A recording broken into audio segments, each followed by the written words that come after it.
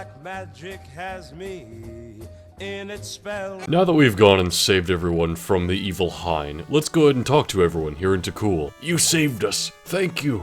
Thanks to you, I escaped Hein's castle and returned to the village. There isn't a ton of unique dialogue here, or any real rewards, so let's actually go and check out Argus's castle. This is the castle that was completely abandoned previously, but now that we've saved King Argus and all of his knights, we now have knights here. And actually, before we go to King Argus, we're instead gonna go to the treasure room of this place, which I wish I knew about this place during the last recording session, because it has a bunch of treasures that I just didn't get to show off.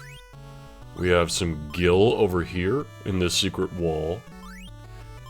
More gil. Yep, we're pretty much set on gold, really. This door here, as well as the one on the other side, are both locked, which we can only open with either keys or with a thief class. So let's quickly take off all of Spade's stuff, change our job to a thief, which is fine, we have plenty of credits, and now, with a thief as our main party member in the overworld, we can open the doors. Oh hey, it's a white mage. We're trying to recreate the formula for elixir. We've made 2 of them so far. Try them. We obtained 2 elixirs, so this is the next way we can get elixirs after, why am I forgetting the name of the town? The one in, Canaan, that's it. The one where we, helped cure Sid's wife. In this tower over here we unlock, we find fire books, light book, scholar robe, ice book, fire arrows and other arrows, mainly for the ranger, and so that is all scholar stuff. And I've decided, the main reason I want to keep party members consistent for this Let's Play is because of their design.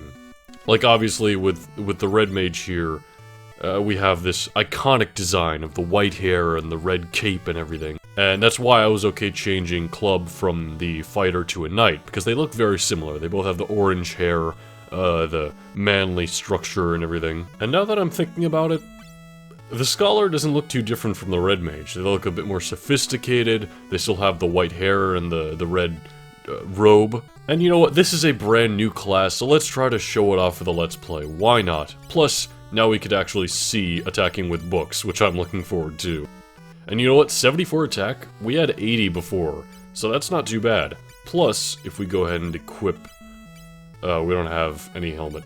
If we go ahead and equip on our body the scholar robe, that is specifically for us, and we get a lot of defense. So yeah, I've decided Spade is going to be a scholar, at least for now. I think it's kind of a neat idea. I mean, I've never done a playthrough with this, and just kind of getting ahead of myself. In the test playthrough, I've been using the other classes, like I've been using a lot of the monk, of course, as you guys have seen, and I've used a lot of the ranger. And those other classes are actually a lot of fun.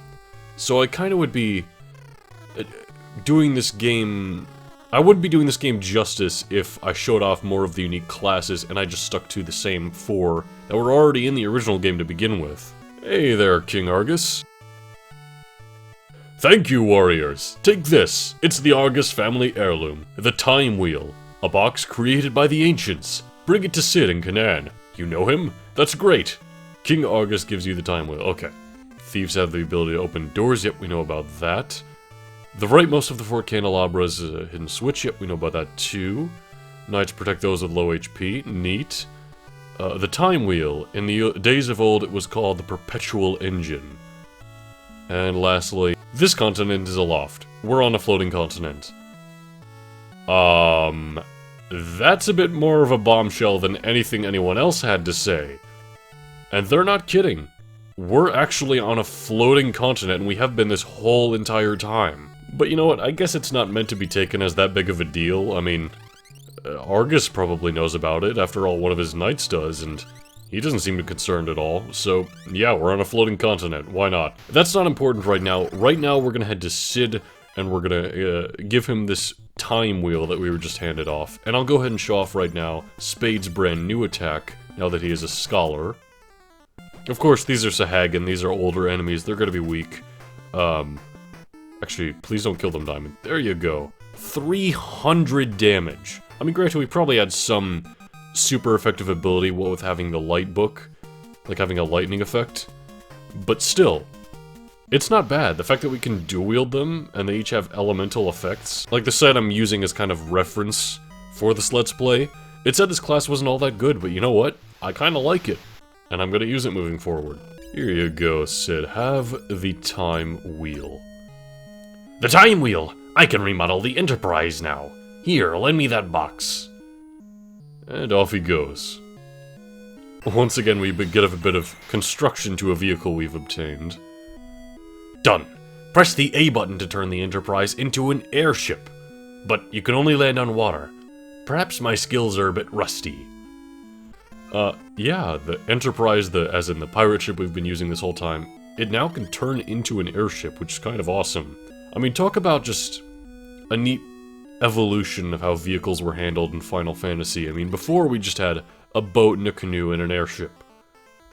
2 introduced Chocobos, but didn't really utilize them well. Now we can get in this boat, turn it into an airship, like so, which has this awesome looking sprite, and we can fly to all sorts of places. But we can also confirm, yup, we're on a floating continent. That's the clouds out there, and the sky. And since we're on the floating continent, this place isn't too massive, at least now that we're flying around like this, let's explore some of the areas we haven't really gone to before leaving the continent. Firstly, you may have actually just noticed a moment ago, we have this village right here. Let's go ahead and explore it by getting off, and of course we have to get off in the water. But we can get in the village, and we could actually walk here, hypothetically, if we go south of that dungeon where the big tree was. This here is the Village of the Ancients. And man, did I wish I went here with Desh, because we found out he was an ancient. We're descendants of the ancients. We live as our rule commands. Interesting. I like that these guys have a unique sprite, because a lot of them are reused from the original Final Fantasy, or just similar. The Flood of Light, the disaster caused by the ancients long ago.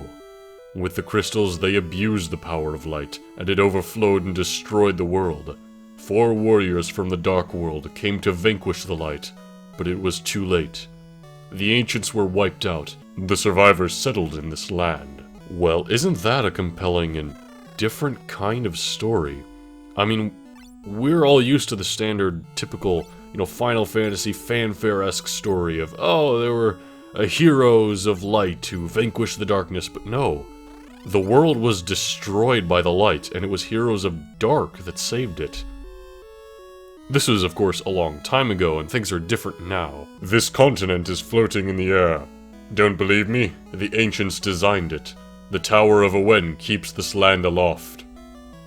Aha, and that's what was going on with Desh having to jump into the engine to stabilize it, because otherwise the continent would fall down and kill everyone. It would have been like Sokovia. Our rule commands us to let ourselves be guided by the Great Will. We do not rely on machinery. Light and dark have their own will. They will choose 4 mortals and bless them with their power. The 4 dark warriors that stopped the flood of light and saved the world were chosen by darkness. And now you 4 have been chosen by the light. You mustn't abuse that power. Here we have a serpent sword, a white slayer. I don't think any of these will be all that good. Although, this is the first time in the game we actually... This is the first time in the game we can actually buy arrows, and so if you're planning on using a ranger or just using a bow in general, make sure to stop here before leaving the floating continent and stock up on as many as you can, or as many as you'd like anyway.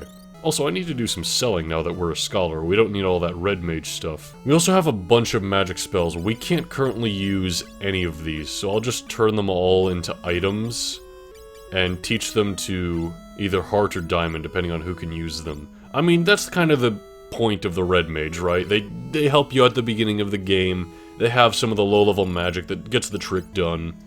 But the fact that we can become something else later in the game makes the red mage more viable, I would say.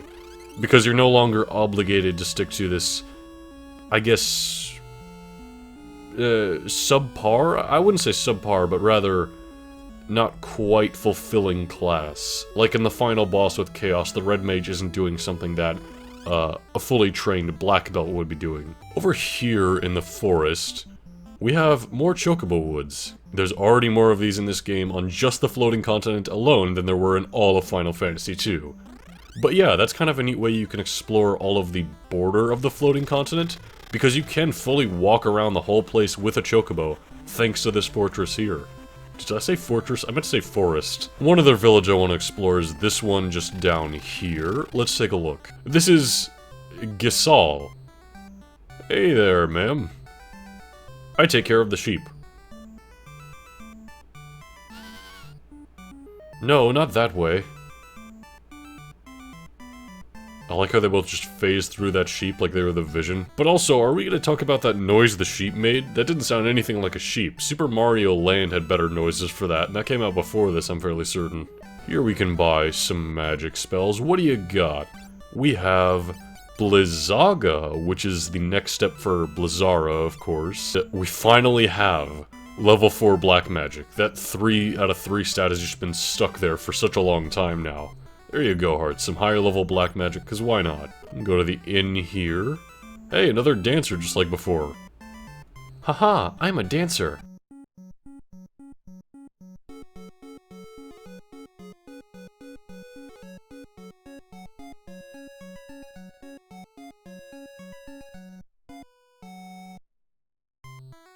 So you are. Fat Chocobo can store items in its belly. That's weird.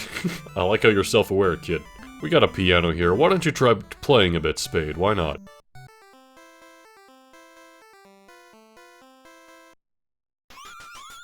Not bad, Spade. He knows a little melody, isn't that nice? Oh, we have a secret wall, and, who are you? I'm Kate. I write letters. You should write letters too. Square Development Team.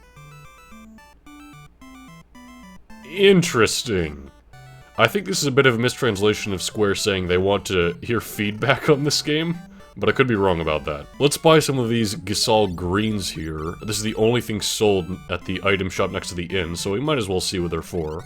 Over here we have this item store. These are magic keys. If we don't have a thief, we can use these to open doors, so I might as well buy a few of them, why not? That's all there really is to the town of Gisal. I mean, it's not super important that you come here, but it's neat. We get the solid greens, we get mystic keys, and we get to play a little ditty. I'm gonna real quick show off what those Gisal greens do. Now that young girl in the town of Gisal mentioned a fat Chocobo. If we go up to the trees in the center of the Chocobo forest here, we can use those Gisal greens, like so, and a fat Chocobo appears. And this music track is amazing.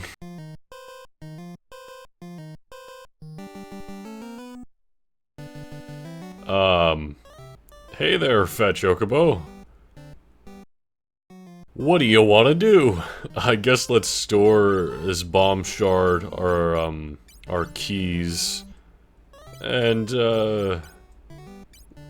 let's store these elixirs too, I guess?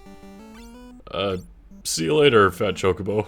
So yeah, it's item management, because any Chocobo forest in the game, we can find a fat Chocobo, and they'll have all of our items there. So, it's just a method of, it's like the treasure chests in Resident Evil, you know? But you know what? And we can see this, we have gnome bread still, cool. We have one more. We've been everywhere. We've been to the starting town, we've been to Canaan, we've been to the Tower of Awen, we've been to the ancient village in Gisal, we've been to Takul. I mean, there's really nothing left. So, I think it's time we leave this continent.